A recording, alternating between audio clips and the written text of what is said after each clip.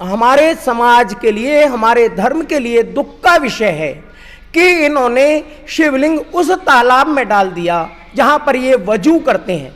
वजू करने का अर्थ होता है कुल्ला। हमारे देश में 60 लाख संत विभिन्न विभिन्न अखाड़ों से संबंधित हैं। यदि ये 60 लाख संत एक हो जाएं तो ज्ञानवापी मस्जिद या ताजमहल या ताजुल मस्जिद इनको लेने में हिंदू समाज को समय नहीं लगेगा। जैसे बाबरी मस्जिद का आज नामो निशान मिट गया है, आज वहां राम मंदिर का भव्य निर्माण हो रहा है, ऐसे ही काशी विश्वनाथ मंदिर का पुनः भव्य निर्माण होगा और ज्ञानवापी मस्जिद जो हमारे हिंदू समाज के लिए कलंक का विषय है उसका नामो निशान मिट जाएगा। तो ये जो गीदड़ भभकियां दे रहे हैं, ये गीदड़ भभकियां इनकी काम नहीं कर पाएगी। आवश्यकता केवल सनातन संस्कृति के बंधुओं को एक होने। नमस्कार, मैं धीरज शर्मा सुदर्शन न्यूज में आपका स्वागत करता हूं।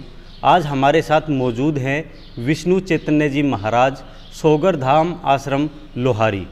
आज जो आप देख रहे हैं, देश में ज्ञान व्यापी मस्जिद और काशी विश्वनाथ मंदिर को लेकर एक लगातार बहस चल रही है। मामला कोर्ट में है और उसकी जो जांच की जा रही है, उन्हीं विषयों को लेकर आज हम स्वामी जी से बात करेंगे।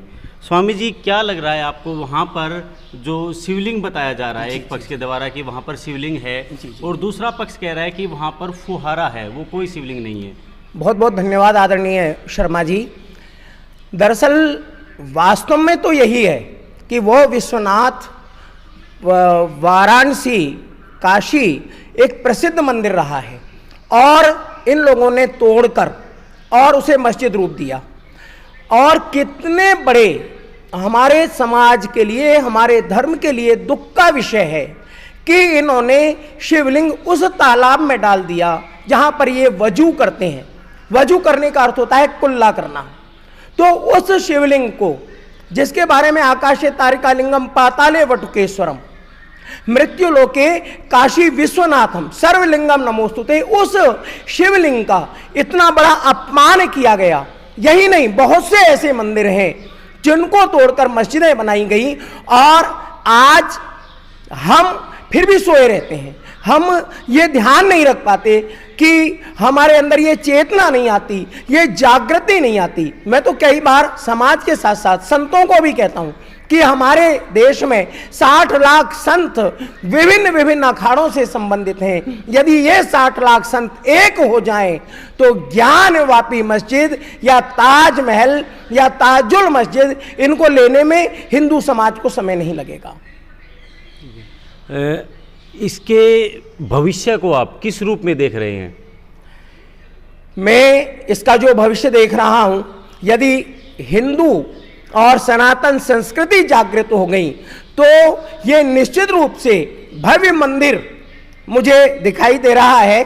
जैसे बाबरी मस्जिद का आज नामो निशान मिट गया है, आज वहां राम मंदिर का भव्य निर्माण हो रहा है, ऐसे ही काशी विश्वनाथ मंदिर का पुनः भव्य निर्माण होगा और ज्ञानवापी मस्जिद जो हमारे हिंदू समाज के लिए कलंक का विषय है उसका नामो निशान मिट जाएगा।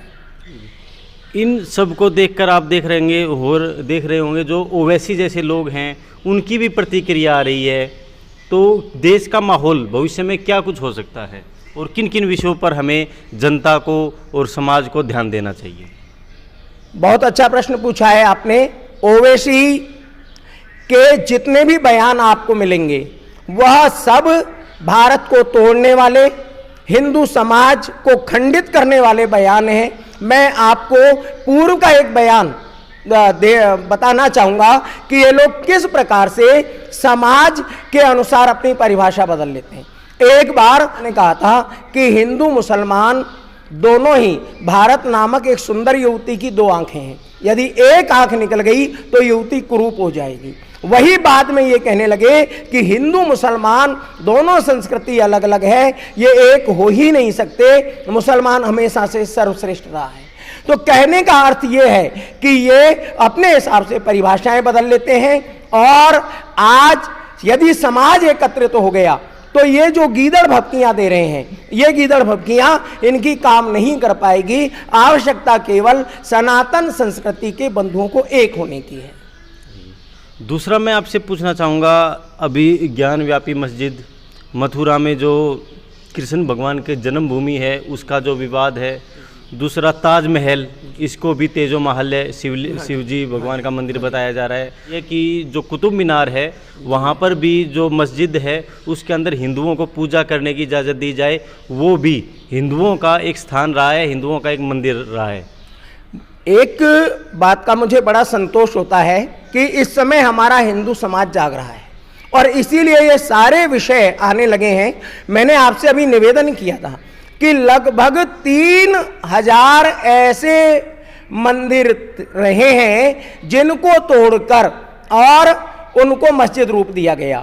तेजोलय शिवालय, मैंने पहले भी निवेदन किया था कि ताजमहल राजा सुयस का बनाया हुआ भव्य शिव मंदिर है और उस पर शिवलिंग पर जो बूंद गिरती थी वो शिवलिंग पर गिरती थी। इस प्रकार की कलाकारों की कलाकारी थी। लेकिन हमारे इन चाटुकार इतिहासकारों ने, अंग्रेज के पिट्ठू इतिहासकारों ने, मुगलों के पिट्ठू इतिहासकारों ने पूरा इतिहास बदल दिया और हमें ये बता दिया गया कि ये मीनार पर कलाकार के हाथ काटने के पहले उसने गुस्से में ऐसा वो किया कि वहाँ मीनार पर पानी गिरने लगा, जबकि किसी भी मीनार पर कोई जल नहीं गिरता। हमारे यहाँ जल या दूध से शिवलिंग का अभिषेक करवाया जाता है।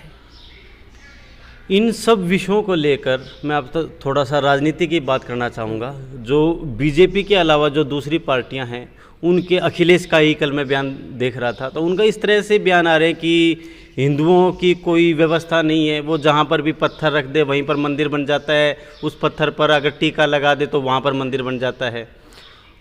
इन सब चीज़ों पर, इन राजनीतिक पार्टियों पर आपकी क्या प्रतिक्रिया है? आदरणीय शर्मा जी, ये सब एक ही थैली के चट्टे बट्टे हैं। मुझे एक प्रसन्नता होती है कि आज भाजपा और आरएसएस या विश्व हिंदू परिषद ये हिंदुओं के संदर्भ में बहुत आगे आ गए हैं। ये मैं ये नहीं कहता कि अखिलेश के अंदर हिंदुत्व नहीं है, उसके अंदर हिंदुत्व तो है, लेकिन उसको हिंदुत्व से ज्यादा अपने वोटों की चिंता है। मैं आपको बीच में टोकना चाहूँगा, उसमें हिंदुत्व तो है, वो कभी कभी जागता है, कभी उसके जो सपने हैं उसमें भी हनुमान जी आ जाते हैं, राम जी आ जाते हैं, लेकिन ऐसे विषय पर जब कोई ऐसा निर्णय आता होता है तो वो इस तरह के बयान क्यों देते हैं? मैं वही कहना चाह रहा था कि अंदर भावना है, लेकिन वोटों की राजनीति के कारण ये भी और इसके पिताजी मुलायम सिंह जी भी ये वोटों के समय में पूरे मौलाना बन जाते हैं और कभी हिंदुत्व यदि जागा भी तो ये कुछ सेकंड के लिए होता है और उसके बाद ये अपने बयान वापस ले लेते हैं। ये केवल वोटों की राजनीति है, इनको केवल वोट चाहिए। ये वोटों के लालच में अपनी माँ को भी बेच सकते हैं। वोटों के लालच में ही आप देख लीजिए, पहले हमारे जो कर्णधार बने तथाकथित, उन्होंने हमारी मां भारती के हृदय के 2 टुकड़े करवा दिए। ये केवल वोटों की राजनीति के लिए इतनी घृणित राजनीति खेली गई है। मैं सीधे सीधे नाम नहीं लेना चाहता था, लेकिन फिर भी सीधे सीधे कांग्रेस के द्वारा इतनी घृणित राजनीति खेली गई और ये सब कांग्रेस की ही पैदाइश अन्य राजनीतिक पार्टियां हैं, बीजेपी को छोड़कर। तो हमसे बात करने के लिए बहुत बहुत धन्यवाद आपका।